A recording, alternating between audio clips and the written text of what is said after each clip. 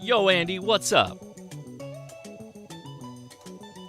Oh, man. The links are already in the video description, or show description if you want to check them out.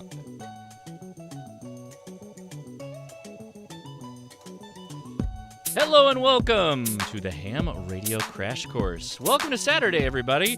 Today is a Patrons Picks episode, meaning the patrons have spoken, they voted for this topic, and it's ham radio gear you won't regret buying. Sounds easy, but it's actually quite difficult because we're a quite opinionated bunch of people, and so I've combed through my shack of goods, my goods of shacks, and I found what I think is a really robust list of really cool items. So hang tight, enjoy the memes, and we'll get started real soon.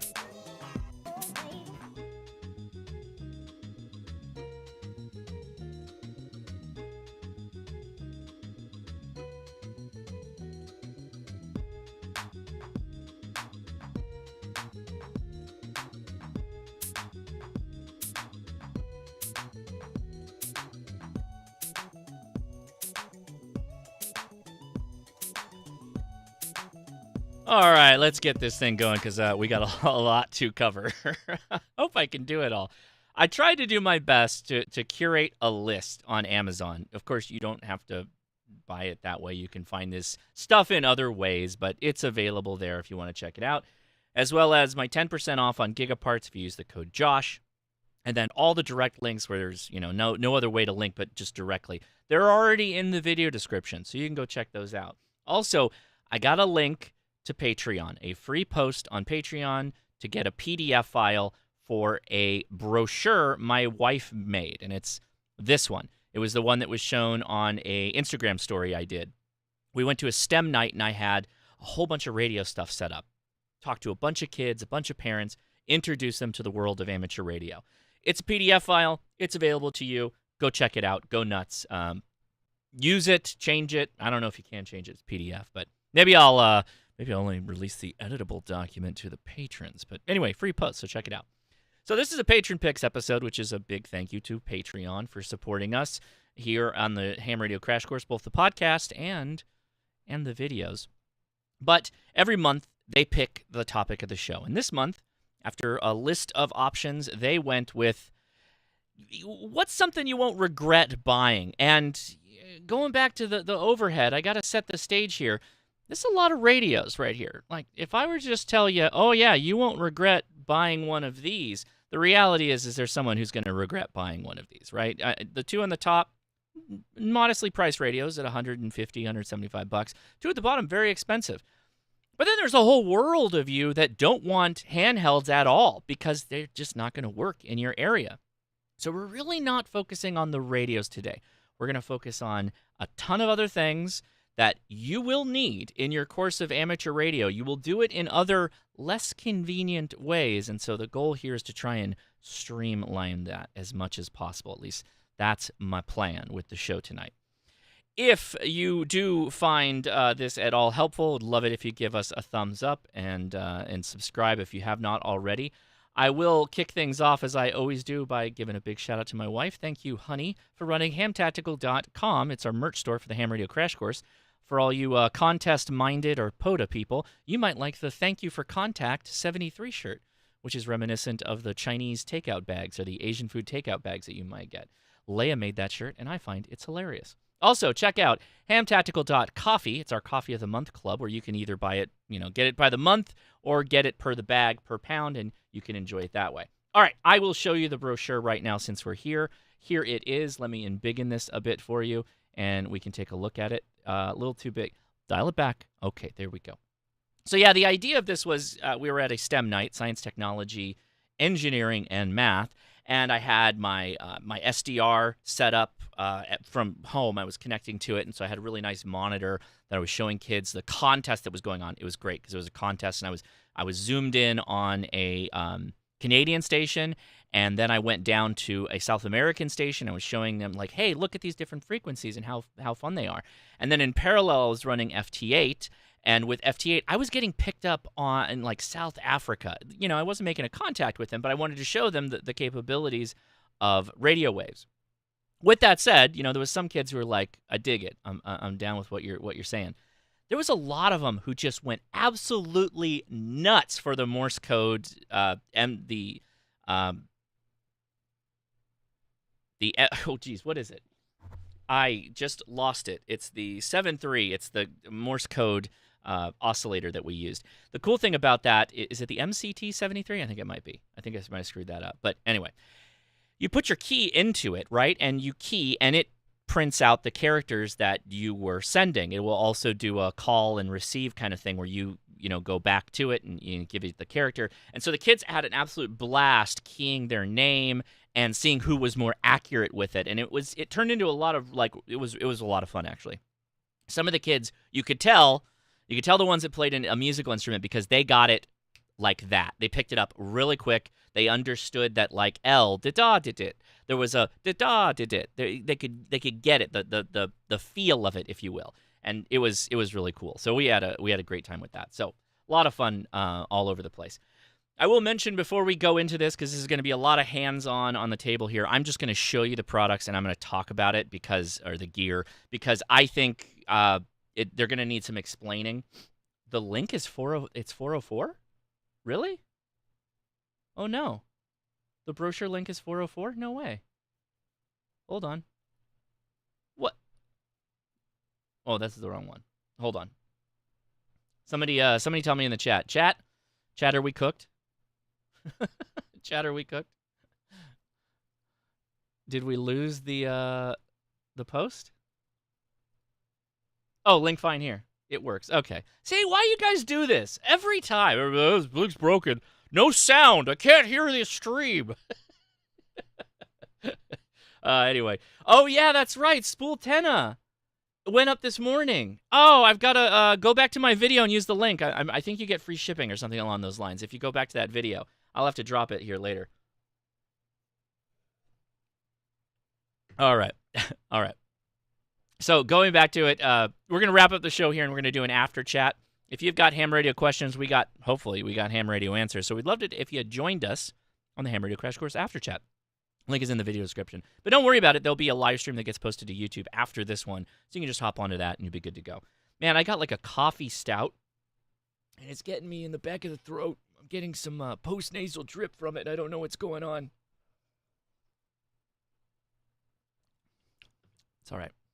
It's okay. Anyway, so here's the links to some of the items. And again, they're all linked up.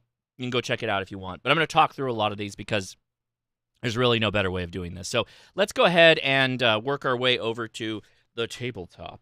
And I will be listening and reading the comments as we go. So 1 second, please. Get out of here, chair. There we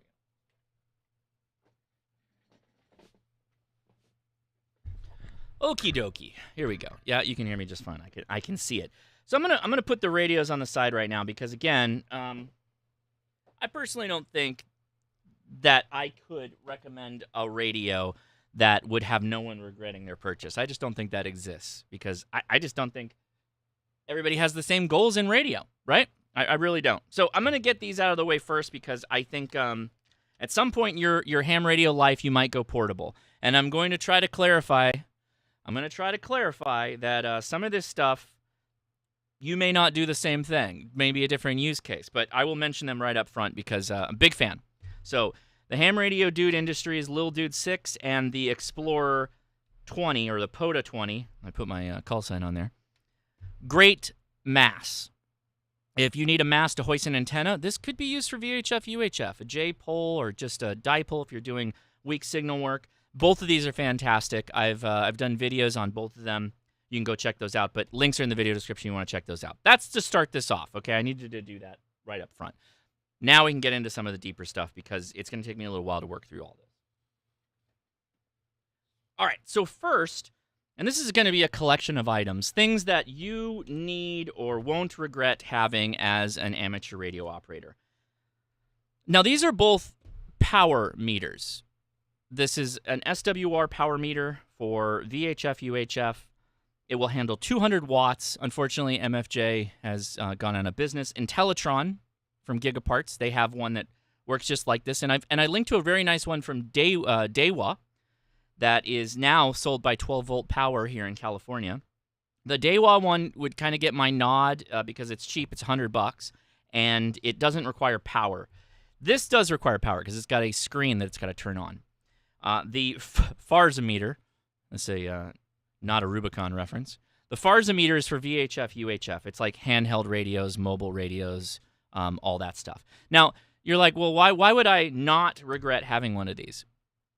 So the two things that these devices do, and what makes them important in amateur radio, is that they give you a reference to what your radio is actually doing when it's transmitting. It tells you how much power is getting out, and it tells you what your ratio is of reflected power coming back to the radio. This tells you if you have a good condition on your antenna.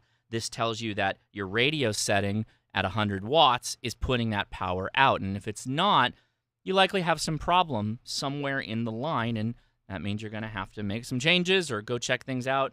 Incredibly viable or important. And yes, even for your mobile radios at home, it's good to have a meter right in there. Between the radio and the antenna, you put a meter like this. And it tells you, yep, I'm getting the power out, everything's good, or I have a problem. You'd be surprised that you go make a change to something, it could be something minor, and you'll run into a problem with your power output or likely your antenna or your coax. You got to have it. Now, to go along with that, so we're going to build. We're going to build upon all this as we go. I'm going to leave the Farsimeter here as reference. I'm holding a dummy load. A dummy load is a antenna of sorts. It's a pretend antenna. What this is doing is it is capable of accepting RF from 50, let's see. Where is it? DC to 500 megahertz. Okay, so like into the ones of kilohertz up to 50, up to 500 megahertz. So if you have any kind of radio up to 500 megahertz and you connect it to this and you key up into this with less than 15 watts, this dummy load will act like a resonant antenna. It will give you a 50 ohm load. This will say, hey, I'm a really good antenna. Your radio should be functioning really, really good. And if I take it and I take it onto the antenna side of this power meter and I put my radio on the other end, I should see if I, geez, what? Come on now. Wow, threads go. There we go. I should see, if this is a handheld, I should see 5 watts on here because we're giving it a perfect load, a dummy load. That tells you that, okay, the radio's either functioning the way it should or we have a problem somewhere. Maybe there's a feed line issue, and it allows you to troubleshoot a potential problem.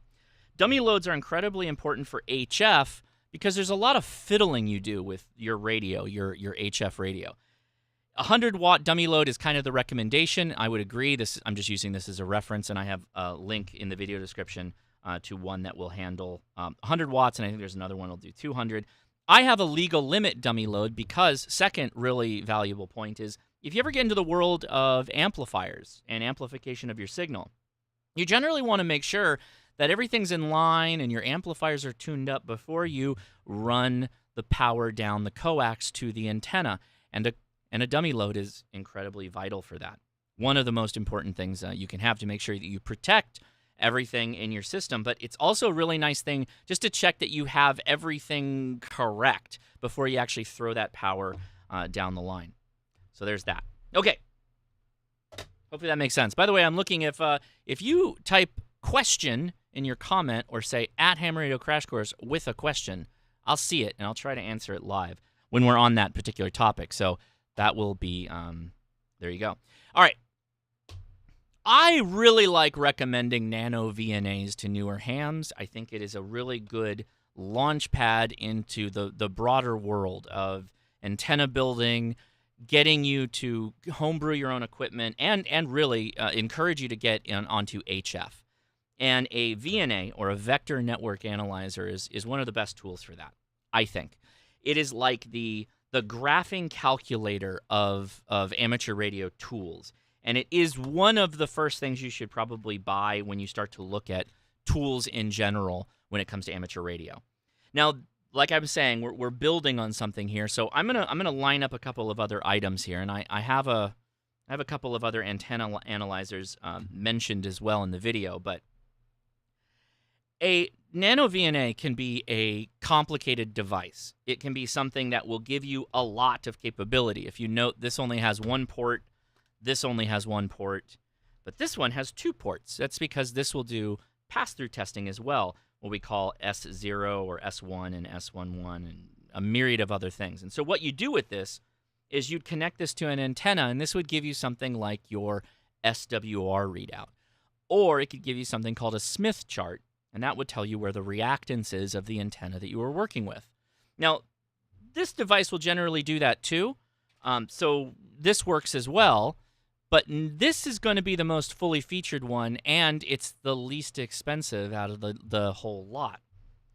The advantage, though, with these guys is that they're just dead simple, right? These are used for giving you a standing wave ratio of your antenna, how good the antenna is at accepting the power coming down the coax, how good or how much of a match it is to the 50 ohm impedance that your radio expects.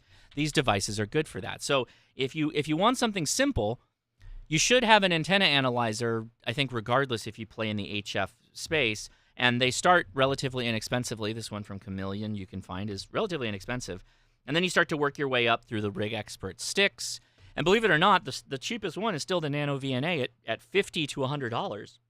And I would recommend you get the $100 one because the screen's going to be a little bit bigger than a G90 screen, and that's going to be really, really good for you. I think that's my opinion. So definitely on the list of things you won't regret if you buy is an antenna analyzer of some kind, but I would give the nod to having a vector network analyzer. I think those are incredibly valuable. Okay? Hopefully that helps. I'll give an honorable mention since it's just sitting here because I was using it. The Tiny SA, I get a lot of questions on, hey, Josh, what do you recommend, the Tiny SA or the Nano VNA? And the answer is I recommend both because they do very different and specific things. They don't work on the same principles, and they're not used to take the same measurements. A spectrum analyzer is there to look at a frequency space and to tell you where the activity is and characterize it in the sense of power and whatnot along those lines. That's for, like, looking at spurious emissions of your radio. The Nano VNA is used to get a measurement on how your antenna performs at whichever frequency you have it set up to. So they do very different things, right? Very different things. And they should be considered tools in their own right that are important, useful, and something you should consider. If you had to pick one or the other, your Nano VNA is probably going to be more useful to most amateur radio operators right out of the gate. You're only really going to need a Tiny SA if you're getting into the world of like aligning radios, tuning radios, doing things with testing for spurious emissions. If you were going to hunt for RFI, a Tiny SA might be really useful, but to be honest with you, you could probably just use a radio to do that, so you don't really need a Tiny SA.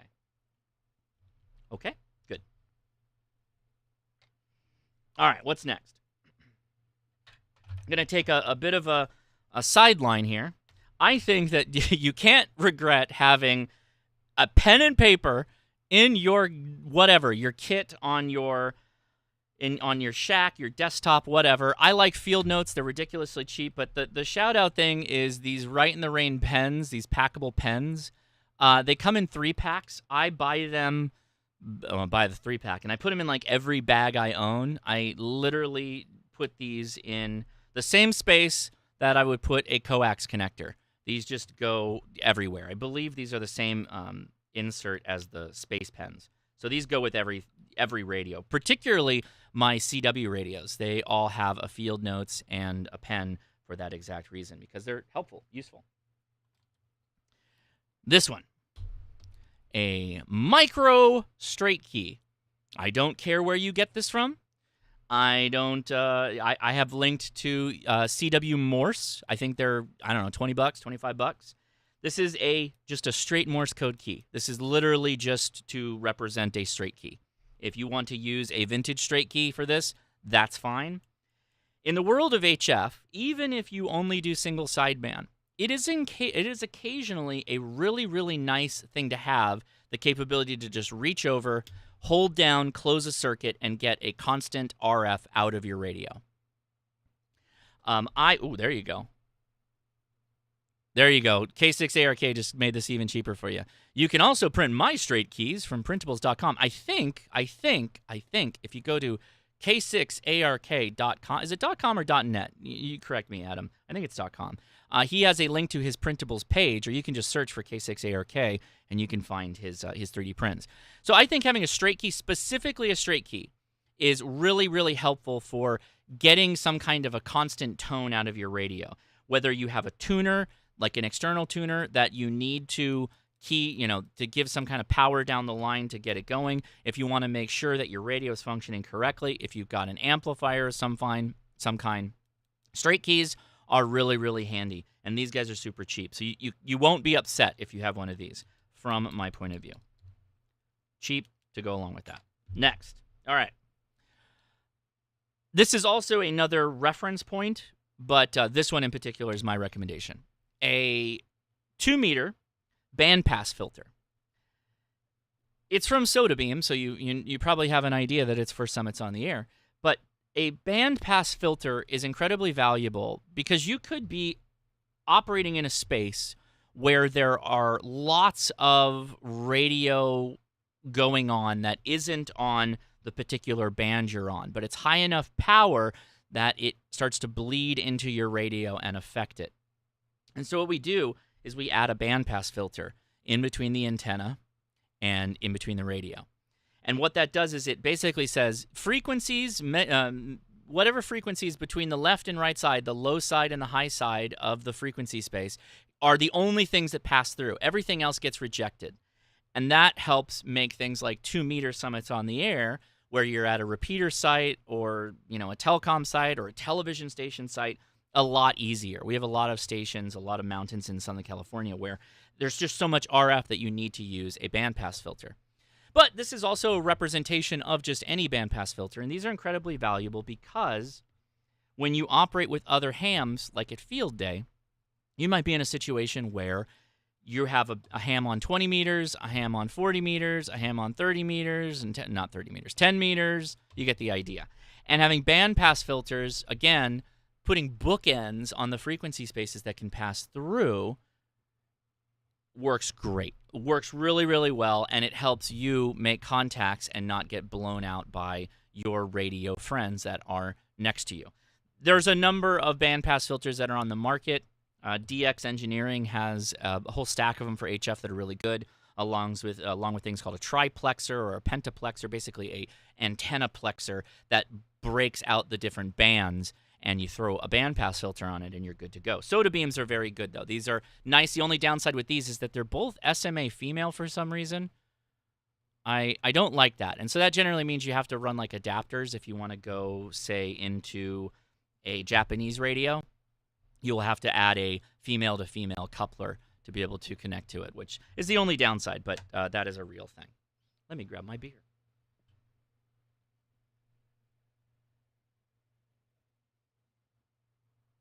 Next. I think you won't regret this, but I'll let you guys tell me in the chat.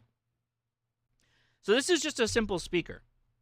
It is USB charged on one side. It plugs into the headphone jack or, the earbud jack on just about any radio, and it just amplifies the audio. These have come in so handy, depending on which radio you're using, if you're doing portable operations, whatever. If I have my little Belka mini shortwave radio, I plug this guy into it, and I can hear a lot better.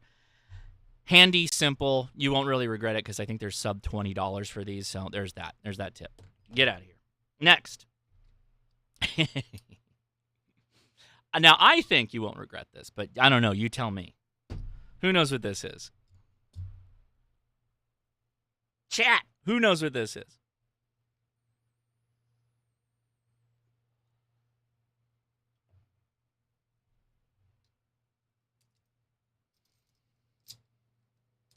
It's a clamp, yeah.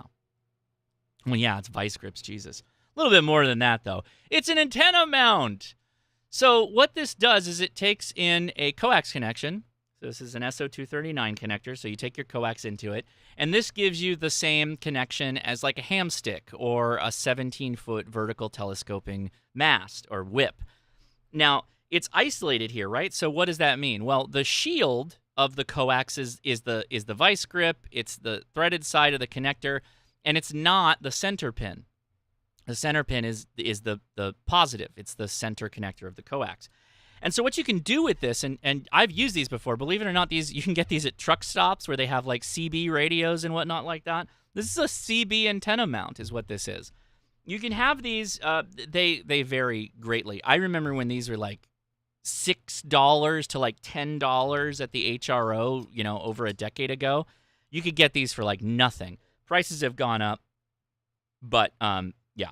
Anyway, now what's cool about this though is so you can go to a park bench or you can go to a railing if this is wide enough. You will have to adjust it just like you would vice grips. But what's cool about this is you could take a handful of radial wires and you could put them in the jaws and then close it onto whatever you're going to connect to, and now you have a radial system connection. So you don't even need like a special donut or some kind of a terminal connector. You just pinch it under the jaws of the device here, and then that's it. It's simple. It's so simple. It's so easy, and there's a ton of people that use them for parks on the air, for portable operations in general. You'd be surprised. You can just go out with a ham stick, one of these guys, and a bundle of like 4 5-foot to 10-foot to 20-foot wires all bundled together, clamp them underneath there, and that's it. That's all you need. Relatively inexpensive. So it's like sub $100 for a decent vertical setup. Again, using a CB radio clamp, vice grip clamp, which is pretty cool. Anyway, I think you wouldn't regret having one of these, personally. I throw this in my ham radio field day box, and we've used it every field day, I think. And I think we've used it on winter field day as well. So there's that. All right. Now, I have these linked in the Amazon store. I tell you what, everybody. And in fact, I should have had a power cable out here. I'll just use this as an example. So this cable happens to be a PD cable. So this is a power delivery cable. So if I took my battery bank here and I plugged into it, this would be giving off 12 volts. It's giving 12 volts, chat. But what value is that? Well, we can run QRP on that. In fact, I think I can just grab this. Yeah, I can. So power delivery is one thing that's incredibly valuable. So let's throw that in there, and boom, there you go. So I'm going from a USB battery bank through this cable, which is giving 12 volts on power delivery, and I'm running a QRP radio on that. Bingity bangity. Now that's a value in its own right. I've talked to exactly, Jason. It forces PD to operate on 12 volts. Now I've talked about PD connectors a ton, so I don't think that that's any new news. I think you still have like tons of value if you consider that for QRP. That's not what we're talking about with this. So you might not have known this, but you will. You will know this. There are different sizes of coaxial plugs, even in the amateur radio space. And you'd be surprised as you start looking down here, you're like, hey, I've seen that plug, I've seen that plug, and I've even seen that plug. And you've probably seen all these other ones as well. This is the babblefish of coaxial plugs. So what you would do is if you had a radio that didn't have the right plug, and again, you don't have to use the USB connector. I'm just saying this takes the standard or a standard plug for coaxial, and it's your adapter. So just like you might adapt coax from a PL259 down to BNC, you would use this for the myriad of coaxial power plug connectors, because there are a myriad of it. So yes, you need a universal exchanger. You need a universal set of adapters. There you go. That is something that I don't think you'd be upset or regret buying, from my point of view. Next. All right. This is an example. I'm not saying this one in particular, but if you can get your hands on one of these, let me just say you probably should, okay? This is a QRP antenna tuner. It is not supposed to represent all tuners saying that you must go QRP. I'm not saying that at all. But I think having a decent external antenna tuner is kind of valuable. It's definitely cool. It's definitely ham radio cool in the sense that you can go screw around with different types of materials and see if they will work as an antenna, which, if your tuner's good enough, anything will just about work. Particularly in the high solar cycle. You could do that today. You can mess around with all this.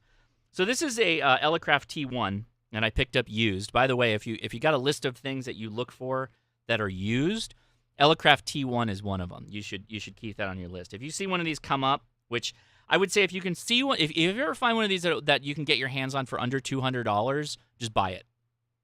Yeah. There, Aaron. Exactly. Bury me with my Elecraft T1.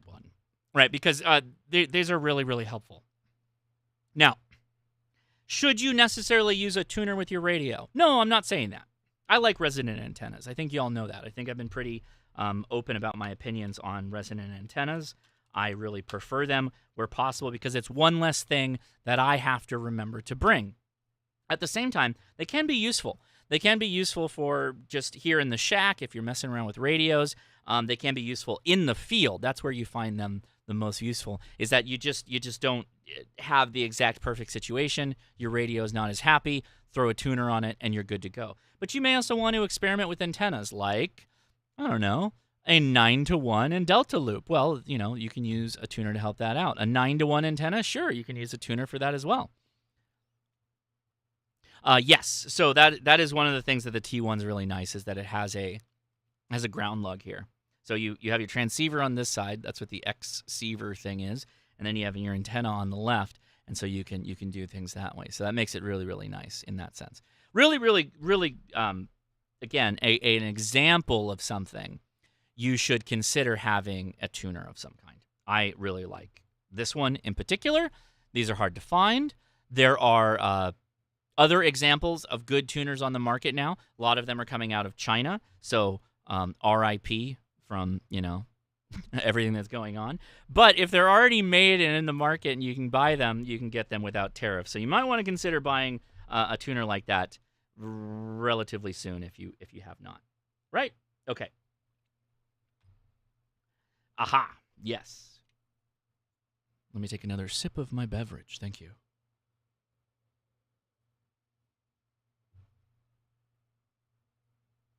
Yeah, that's a very good way of looking at it, Jody. So just repeating what Jody wrote.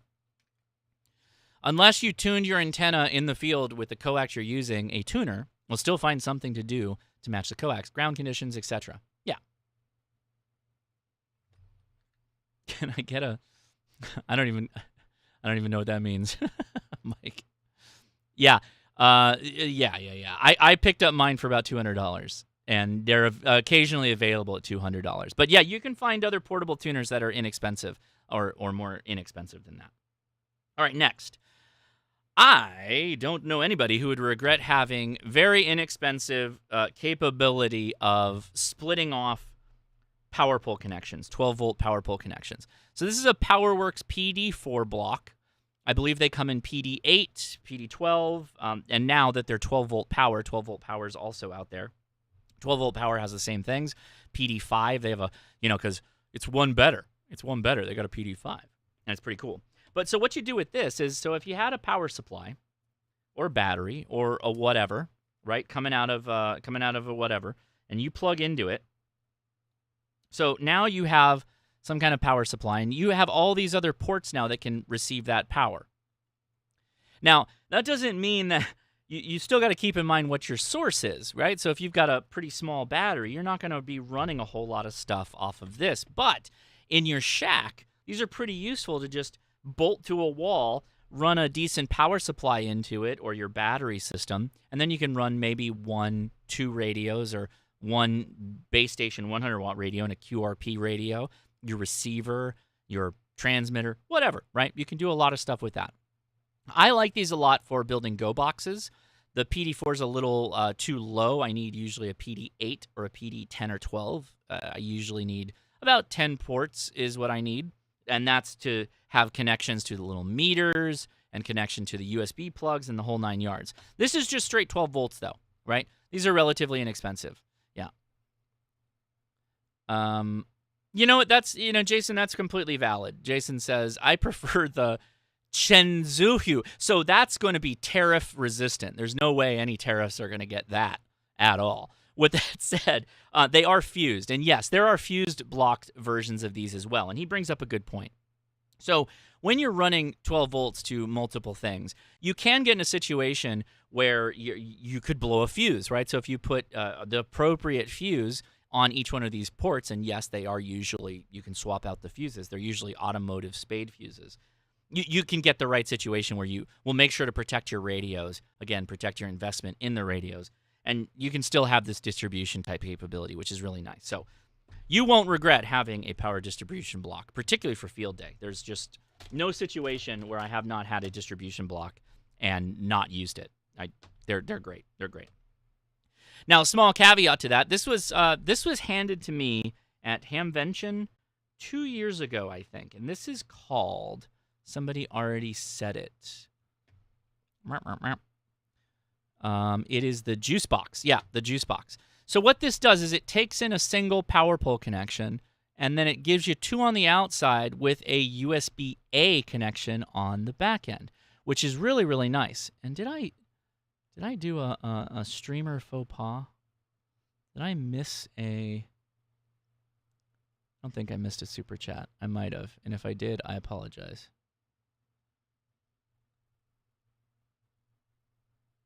I will have to come back to that in a second. But anyway, sorry about that.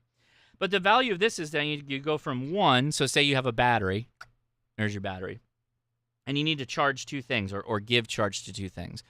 Well, Josh, what could those two things be? Well, it could be your radio and it could be your 12-volt laptop. And you're like, oh, okay, well, that's perfectly valid. What do you need the USB-A for? Well, maybe I want to charge a phone or a camera or a battery charger or whatever, myriad of other things, right? So these juice boxes, that's pretty cool. Hey, Kent. Thanks, buddy. Long-time viewer, first-time poster. Appreciate that. There are two guards that stand in front of you. One tells no lies, and one, what is it? One only tells the truth, and one only lies. Something along those lines. Yeah. Anyway, thank you, Corpse a lot. Appreciate you, buddy. Thank you for the super chat. So, a PC power supply is a terrible idea. Oh, somebody's having there's an internal conversation going on in the chat, everybody. Yeah, don't use a PC power supply necessarily for amateur radio.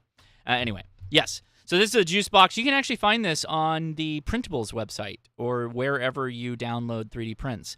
And yeah, it's pretty slick. It uses a buck converter. That's what's inside here. It gives you the output of 2 with a USB-A connection. So is it the most efficient use of power? Not necessarily, but it works just fine. All right. Moving along. Let's drop it from the top rope. There is nobody who will not have. There is no one who will have. I meant to say it a different way. There's no one who's going to have regrets having a Weaver throw bag. That's the 12-ounce variety. They come in, I think, 16 ounces. They even come in 12 ounces, which that's wild. I can only imagine what having a 20-ounce Weaver bag is like. But so this is a fantastic device, a rude instrument. It's a throw bag, right? You attach this to line that's specifically designed for throwing into trees, and you huck this as high up as you can, and then you hand over hand to pull up the line, and that's what allows you to pull the antenna up. Throw bags are great. They're stupid simple. They're literally just like lead shot in a bag. This is like some kind of Cordura or nylon bag. Weaver is one company. There's a myriad of other brands. You should buy whichever one is the cheapest. You will not regret having one of these. And I'll go a step further. I probably can't get it into the shot here, but one second. So I couple that with the cube. This is an arborist throw cube, and it's folded over, but it's like a three-dimensional origami thing. You rotate it, and it turns into a cube.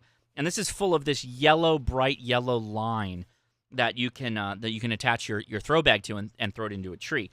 The nice thing about this box is that it's got little corners cut on it with fabric so that when you throw it, the line just kind of easily flies out of the box, and you have no problem with using it to throw an antenna into a tree, the throw line that you will hoist the antenna into the tree with. I would recommend you get this type of setup.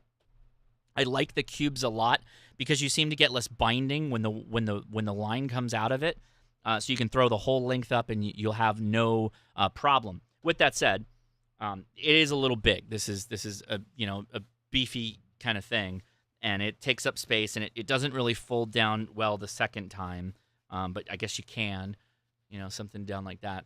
But anyway, my throw bag usually lives in this bag. It's got a little pocket on the side, which is great because then I just grab this and I know I've got the whole thing ready to go. Now, this comes with a caveat. I'm going to drop it again. Can you hear it? Let me see if it actually... I'm going to be quiet for a second. I want to see if the mic actually picks this up. Oh, it did. Okay. So I'm going... where am I going? I'm getting on a plane. I'm going somewhere. I think I'm going to Hamvention. I think I'm in LAX going to Hamvention. And I get pulled. I get pulled out. Get pulled. The TSA wants to check my bags. And this older gentleman, he pulls this out. And he's got his finger through it, which I was like, oh, I hadn't really thought of putting my finger through that. And he's like, so what do you do? Because I've got radios now that have been taken out, and they're strewn on the table. They're everywhere. I had I think it was my 705. I had who knows how many antennas and a bunch of wires. It's just strewn everywhere, like they do. And he's got his finger through it, and he's like, so what do you do with all this stuff? And I'm like, well, this is amateur radio equipment, and he's still doing this like the whole time, like literally just sitting there like this. And I'm like, well, it's amateur radio equipment. So what I do is I like to go to far-flung locations like Dayton, Ohio, and I like to set up radios and talk to whomever I can speak with on the air. And he goes, okay, so what is that like? Are you talking walkie-talkies, like 2 meter, that kind of thing, point to point? I'm like, no. We're setting up big old long wire antennas, and we're talking to people. And mind you, he's still doing this the whole time, just going like this in his hand. And I'm like, no, yeah, we set up these really long antennas, and we can make beyond line of sight, connections with people. I've talked to other countries. I've talked all over the world with amateur radio. I never thought that this could be what you would call a slung load or a blackjack or, whatever. That is literally what this is, guys. Like, you could murder someone with this thing. Like, do not fly with this, okay? You would regret owning one of these if you got caught with it in TSA. But it turned out that he was a little bit older. The older gentleman was like, I'm a week out of retiring. He's like, I've been waiting to run into somebody that does ham radio because I wanted to know if they thought it would be a cool hobby when they retired. I was like, buddy, you are the core demographic. You are already a ham and you didn't even know it. So anyway, Weaver throw bag or any one of the major throw bags, great little device, highly recommended. There you go. All right, I'm gonna give a quick shout out because I think that it's been mentioned so many times, but there you go. OpenSpot 4. OpenSpot 4 is still my favorite hotspot. For the almost 0 times that I do digital modes, I like this one the most because I can almost use any radio that I have. So if I want to use a Kenwood on D-Star or a Yaesu or a DMR radio, this just does it. It's not cheap. Having the type of technology that can move between digital modes just kind of on the fly like it does and be phone programmable is pretty amazing. It's literally one of the best hotspots I've ever used. Very little time having to deal with it. Very little programming time or anything like that. Just works right out of the box, and I really, really, really like this. So that'll be it. That's going to be the recommendation there. All right. Next, we're getting into you know what? I take that back. We're not getting into that space yet. We're going to get into a space where you're going to have to like a certain type of radio for the value to come through. But here's the next thing. This is a choke, an RF choke in particular. So this is not going to happen to most people, and I think it's become almost a panacea at some point. This is a placebo to a bit, right? There is a true need for a choke in a lot of amateur radio situations.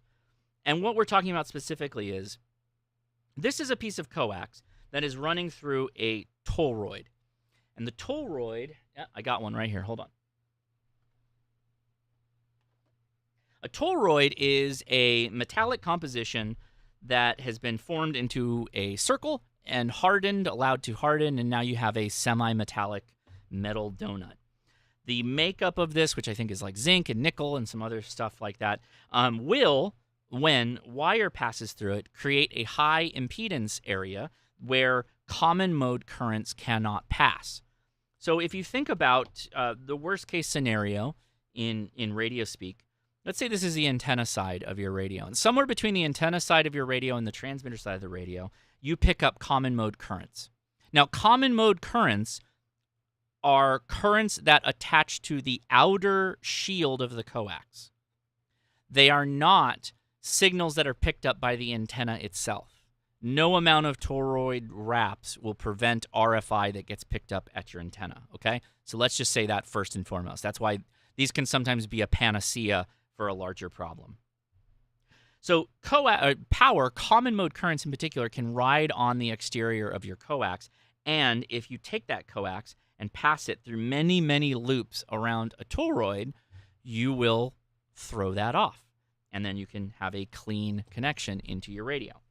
These, for me, have the most value if I am using digital modes very close to my antenna with a laptop close to that radio that's running, connected to the antenna and all that stuff. That is the best value for me, is when I'm running portable and I have a radio right here at the end and I have a laptop right next to it. I have found that having a choke right by the radio solves a lot of my problems, and it's something that you will definitely need, particularly, again, if you are in field day, portable operations, just affecting yourself. These have an immense value. These are like really, really good devices, really valuable. This one comes from Coffee and Ham Radio, and it comes with a cool little chart that actually shows, I have links to this, again, in the video description, and it shows kind of its characteristic capabilities over a frequency space. Great stuff. All right, honorable mention. This is just a shout out to 3D printers. If you're the type of person who, this is a K6ARK wire winder, by the way. If you're the type of person that can deal with having a 3D printer, these are incredibly valuable for ham radio. You won't regret having a 3D printer if you're the type of person who would like having a 3D printer. So that's why it's an honorable mention. Next. Now we are getting into the world of things that are going to be a little specific based off of what it is your use case. I take that back. I got one more item before we get there. All right. Now, this guy.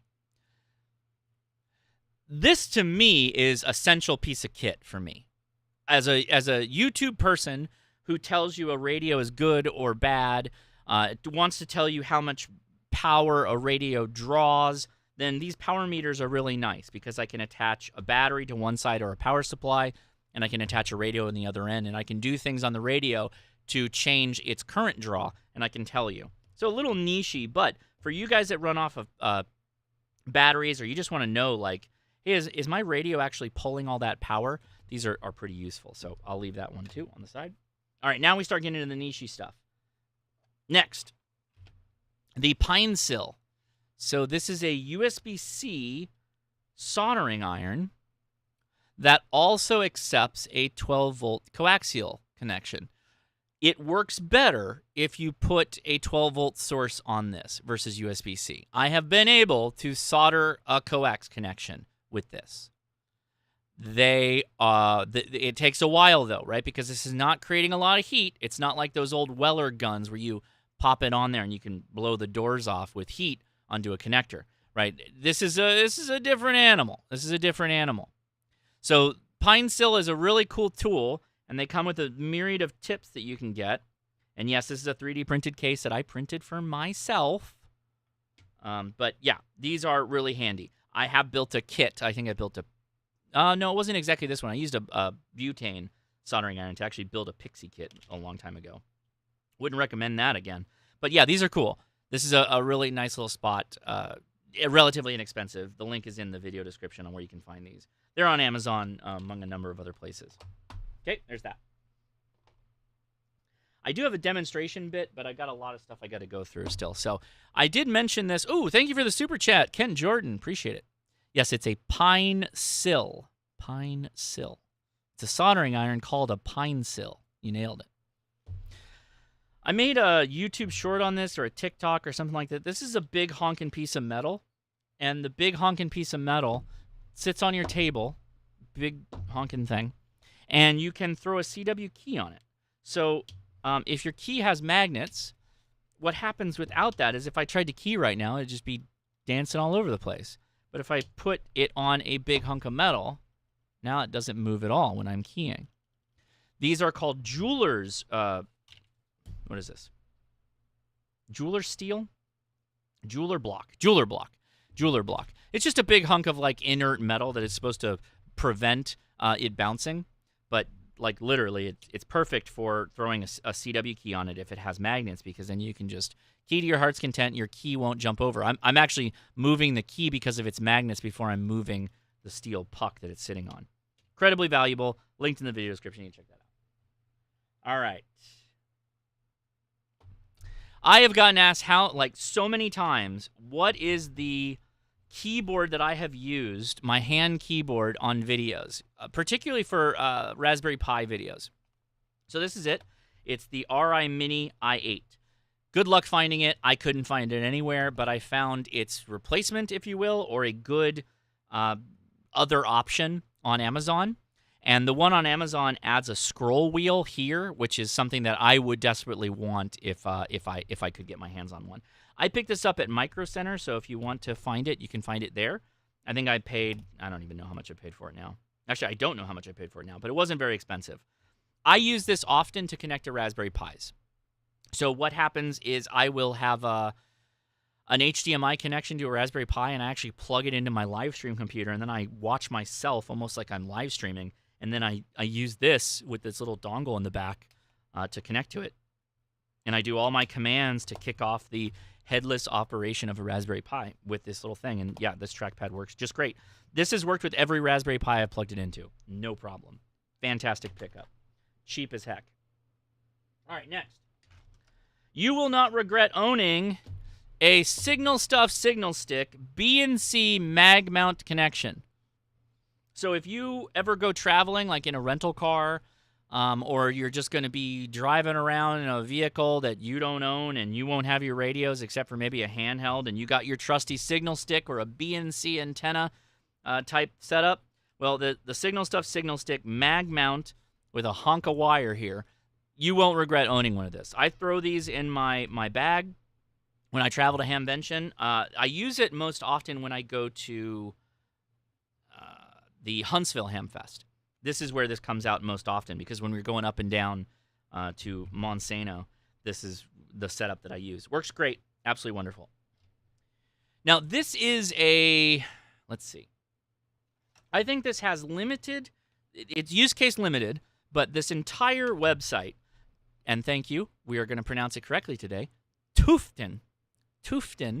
I have talked about Joshua at Tufton many, many times, and every time I think about him, I end up picking up something that I own that he has made, and I have another reason to talk about Tufton. So this is a knee board. So this straps onto your knee. So if you are operating portable and you're sitting out in the middle of nowhere, not on a park bench, not a comfortable POTA activation, but if you're doing like a soda, this is a knee board, and this plastic is kind of grippy. So you put your QRP radio on here. In fact, we will use this mountain topper as a reference. So ready? Everybody watch.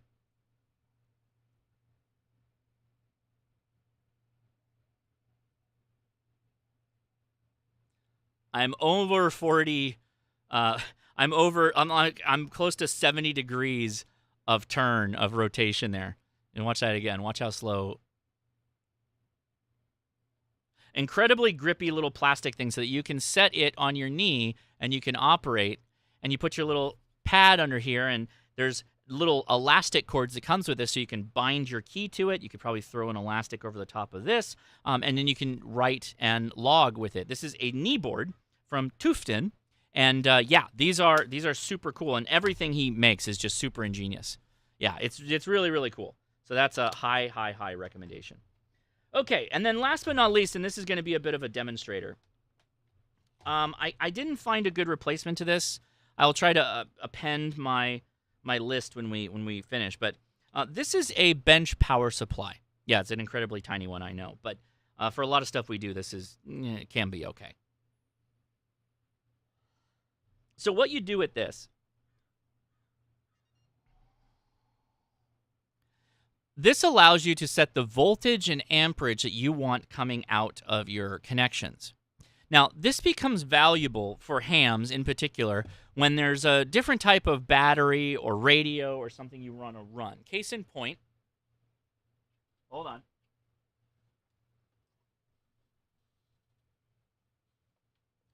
So I have the QRP station here, and I have a specialty power pack that goes with, it runs specifically with the Lightsaber Max from PowerFilm.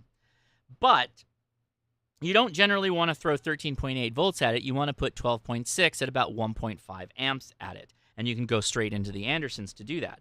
So what I do to make that work is I go to my power supply, and I will set it to 12.6. Come on now. Come on now. There you go. 12.6 with about a 1.5 amp. And so if I click the little button, should be this one. Yeah, 12.6, and you can see it's drawing 0 amp right now. So then if I take my little connectors here, and I don't want to blow anything up. Ay, ay, ay. These leads aren't long enough.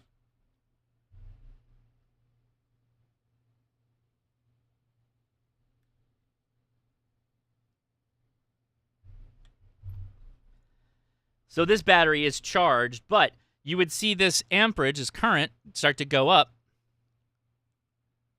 and then bang, you'd be charging the battery. So having a desktop power supply, now again, universal recommendation here, something you won't regret buying, is this level of granularity with control. So let me turn this off. So I'm going to stop providing a charge. I'm going to disconnect it. And you can watch here.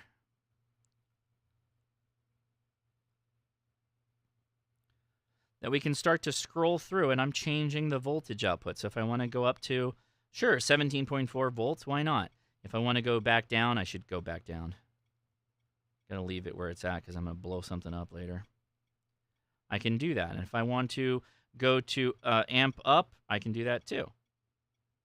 So these are really, really handy, and you can get really fancy with some of these, and they'll actually save, the values to almost like a comma-separated spreadsheet that you can use for all kinds of different stuff. I guess logging information, going back and doing some metrics if you wanted to do that. So I think that is my list for this go-around. Where's my other crock? I think I got it. So let's see. I'm going to go to... Oh, we're almost out of time. Holy smokes. Holy smokes.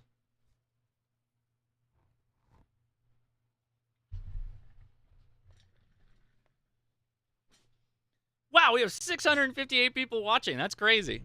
Well, thank you, everybody, for watching. I appreciate that. Having fun out here. I hope you did, too. What happened to my... I'm way over here. What's going on here, camera? Hold on. Oh, no, it's because I had a window covering up my live stream software. So I guess we'll go to questions. If anybody has any questions on anything. Otherwise, we'll take your questions live during the Ham Radio Crash Course After Chat. That is the best time to ask questions like these, because a lot of this stuff, I think, you really only stumble into it if somebody recommends it to you, or you fall smack dab into a problem where you're like, oh, what's the solution for this? And you don't know what the answer is, and so you end up going online, or you ask a ham friend, and they're like, oh, yeah, go check out this thing. So hopefully these are some fun little tidbits, little things that you should check out, because you're probably going to need it in the future. At least that's my point of view. Oh, thank you, Frank. That's very nice. Appreciate that. Quantum Radio. Thank you, too. Appreciate that. All right. Yeah, very good. Well, I'm going to look for questions. I might come back, but for the sake of keeping the hour, let's say a big thank you to the patrons. You're the ones who voted for this, and if you think that they were wrong, all you other viewers, well, feel free to join us on Patreon, and then you get a vote if you'd like to be able to pick, what it is that you think I should do. First of the month, every month, is a Patron Picks episode, which is voted by the patrons. So appreciate you. All right. Let's see. Is that flyer editable? I don't think so. I need to. It has all your contact info. It does? It has all my contact info? What are you talking about? I mean, if it has my email, that's fine. Yeah, it's just my call sign and my QR code. The Pine Sill case is a 3D print. You can find it on Printables. I printed it. It's a 2-part print. Took me a couple. I don't think it took like 8 hours. That RC toolkit I got like 4 years ago, and they have not made another version of it since. At least a good enough version. Let me see if I can actually find one. Hold on. While we're doing the scroll for the patrons. Again, thank you, patrons. I appreciate you. So, Toolkit RC. So basically what that is a charger or a power supply for drones. Now, in the drone world, they kind of want to get you to like unified chargers for very specific voltages. But in that case, that's a proper power supply. So that's how that works.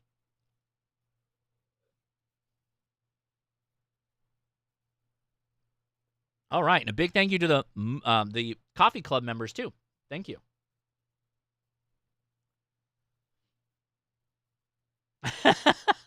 Does it have turn-by-turn directions to my ham shack? Oh no, it's Ronald Bever's P.O. box. That's also probably true. Let's take a look at this real fast before we wrap up, since it's a good question. So this is this Toolkit RC. Their whole jam is like drones and stuff, right? That's their primary business area.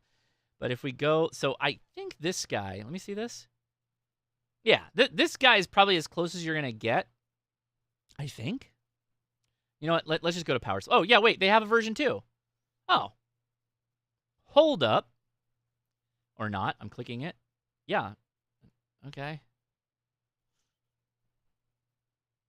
I think it's the one they have now is much bigger than. Oh, jeez, come on. Is this website working or what's going on here? It's spinning, but yeah, this is a version 2. It's a bigger one. Why do I need a video? No.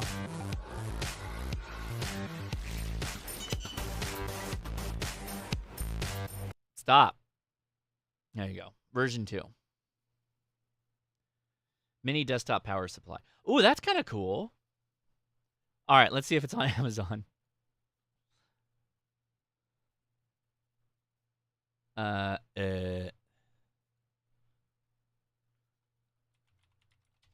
drop the link if we've got it. Tool lit. And what was it? P200. Oh, snap. Oh, that's actually not that bad.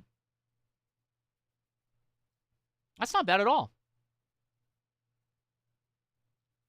All right, I'm going to add it to the list. So there you go. If you refresh the link in the video description, you'll see it.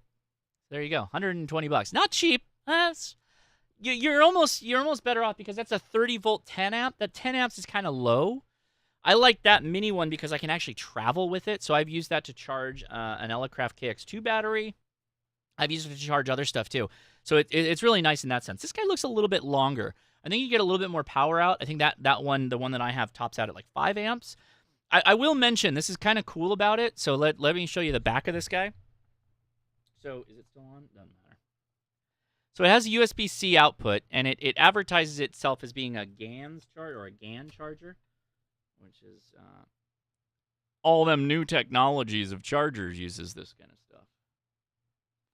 But on the back side, it'll actually take a AC in, or it'll take DC at. It'll take a DC input of 7 to 28 volts, which is pretty cool. So you can actually run this as a DC charger as well, so DC to DC, and it'll change it over to whatever voltage you set it at, which is kind of fun. It's a pretty cool device. It was one of those things that I got years ago, and I ended up being like, oh snap, this is like really useful, and it's come in like really handy.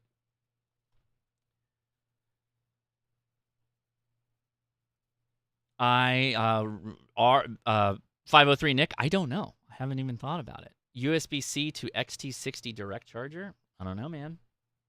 Hoping for the best. I wish them well. Hoping they're doing great out there. All right, I think we're going to wrap things up so I can kick things over and start the after chat. Again, you come on out. We're going to make another live stream. We take your questions live. If you want to join us live, you can over on the Discord. Link is in the video description. You can text chat us or you can talk if you go to hashtag live-stream after joining the Discord, or go down to hashtag live-stream /after chat. If you join us in the after chat, make sure you bind a PTT button for talking and set a mic and a speaker of some kind, hopefully headphones, so you can talk to us. Otherwise, just wait for the YouTube video, and you can just chat there. That makes sense? I hope so. All right, that'll do it. You guys enjoy the memes, and I'm going to head on out of here. 7-3, thanks for watching. If you enjoyed it, give me a thumbs up and subscribe. See you.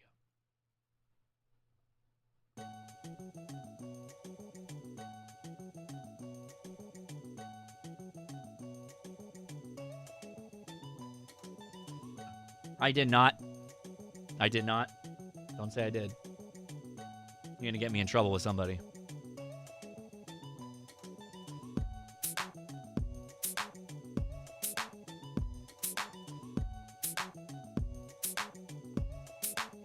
See you in the after chat. Bring your questions because we're going to try to have answers.